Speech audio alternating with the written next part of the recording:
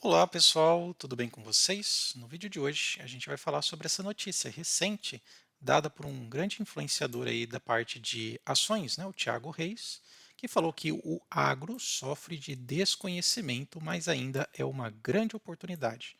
Você investe nesse setor? Tem empresas na sua carteira do setor agro?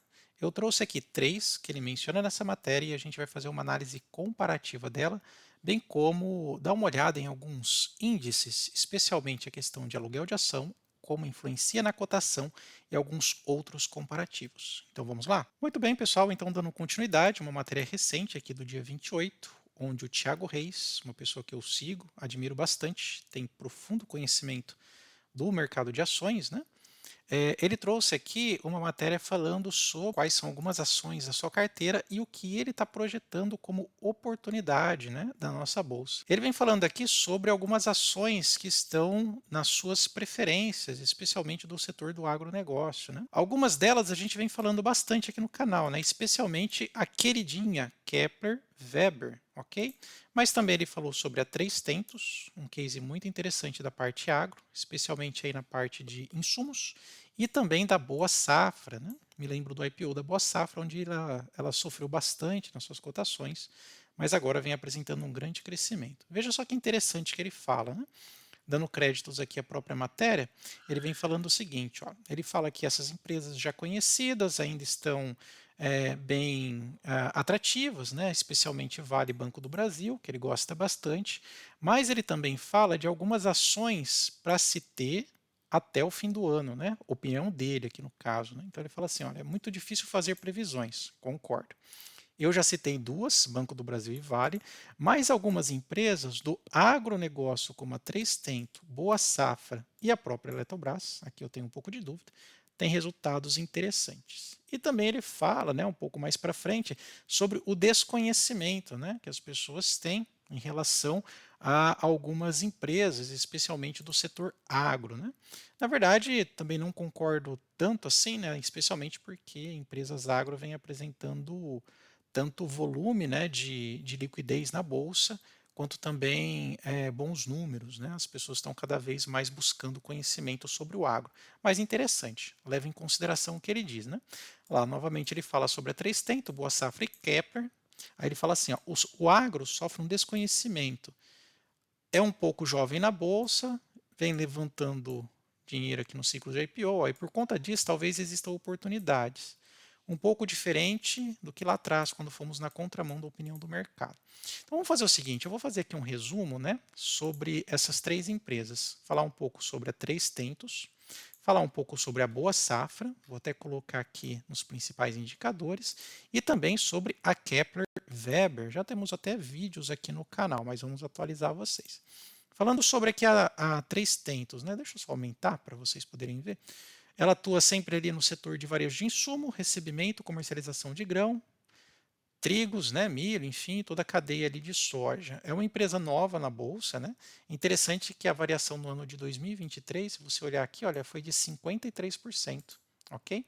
No último ano foi de 29%, né? Perdão, variação nas últimas 52 semanas, então ela vem apresentando aí um crescimento recente. Se a gente der uma olhada aqui, né, no gráfico, desde o seu IPO, que é um ponto que o Tiago menciona, né? Ele fala, olha, que elas estão mais ou menos na mesma fase do seu IPO. Isso é verdade. Por exemplo, a Três Tentos aqui, quando iniciou em 2022, fez o IPO a R$ 12, né? E hoje ela está cotada a R$ 14, sendo que aumentou em 3 vezes a sua capacidade operacional. Ok?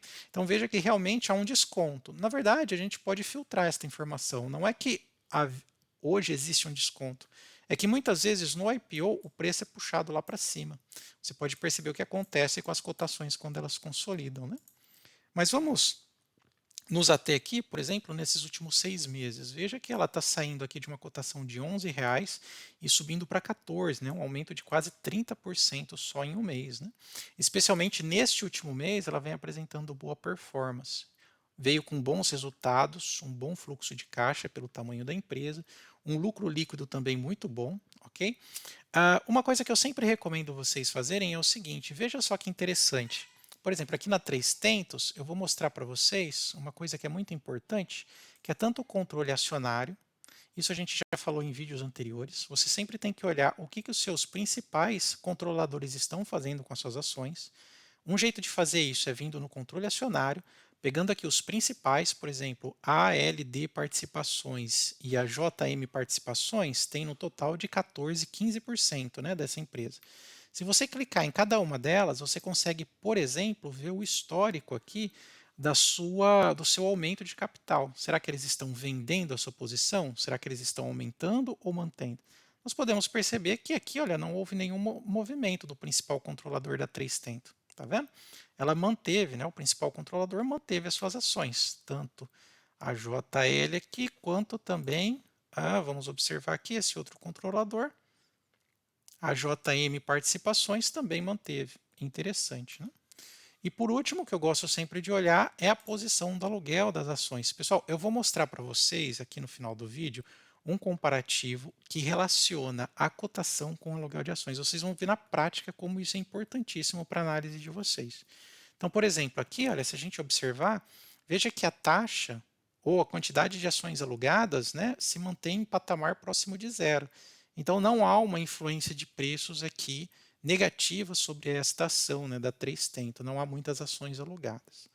Vamos ver o segundo case, que é a soja 3. Okay? Ela atua aqui na produção de sementes, inclusive as sementes que ela produz têm um alto índice de eficiência, né, e produtividade. É o ponto forte desta empresa. Se você tem ela em carteira, comenta aí. Só no ano de 2023 ela já subiu quase 50%, tá bom? E nas últimas 52 semanas, 17%. Nós podemos perceber aqui pela cotação do gráfico, né? Olha, veja só nesses últimos meses ela subiu bastante, né? Outro ponto interessante que a gente deve concordar com o que disse o Thiago é que no seu IPO por volta de 14, 15 reais, ela está hoje abaixo, olha, se você observar. Tá vendo? Ela está um pouquinho abaixo aqui do seu IPO. Então, uma excelente oportunidade também do ponto de vista dele, né? Uma vez que o que aconteceu nesses últimos anos, né? 2021 para 2023, ela com certeza aumentou as suas eficiências e a sua produtividade, obviamente, né? Quando a gente olha aqui, por exemplo, na questão da posição acionária, a gente também pode entender o que aconteceu. Notamos aqui que os seus principais controladores são pessoas físicas, os donos da empresa, né? Então vamos ver aqui tanto esse primeiro quanto o segundo, grupo familiar, ver se eles estão indo ou se eles estão desfazendo da sua posição. Isso é importante, não? Então vamos dar uma olhada aqui, começando aqui pelo principal controlador. Na boa safra, podemos notar que de 2020 tinha 50%, depois em 21, naturalmente, né, a empresa passou a integrar mais liquidez na bolsa, 30%, e ainda mantém 30%. Ótimo indicativo para nós, né? E depois o segundo maior controlador, também pessoa física. Nós podemos observar aqui, olha, dentro desse cenário, basicamente a mesma coisa. Tinha uma quantidade de 50%, 30 e 30 não estão se desfazendo das suas ações. O dono acredita na sua empresa. Ele não vai lá e leva para a bolsa só para poder colocar dinheiro no bolso, né? Ok? Outra coisa interessante também, e aqui eu vou mencionar para vocês uma coisa que vai fazer muita diferença no conhecimento de vocês, tá? Então prestem bastante atenção. Eu vou deixar aqui por último, vou pular para Kepler e daqui a pouco eu volto, porque é muito importante. Quero que vocês anotem isso, tá? A nossa querida Kepler vem com um desempenho incrível, né? Nesses últimos 2 anos subiu 100%. Quando você olha aqui na perspectiva de 5 anos, quase 1000%. Só em 2023, 23% e nas 52 semanas, 20%. Sem contar os dividendos, né? Ela atua aí na questão de comércio, produção de matéria-prima relacionada à metalurgia, né? Ela faz aqueles silos para armazenagem, estocagem. Também atua ali na questão do digital para o agro, transporte, enfim, ela é uma líder no setor, tá? Tanto é que ela está sendo composta aqui, né, em diferentes índices, até no de small caps, ok? E recentemente também ela recebeu a certificação de novo mercado, permite que muitos fundos comprem esse tipo de empresa, haja visto o seu grau de governança, né? Ele tem um dividend yield muito interessante, de aproximadamente 9%. É uma ação que tem chamado muita atenção aí no mercado.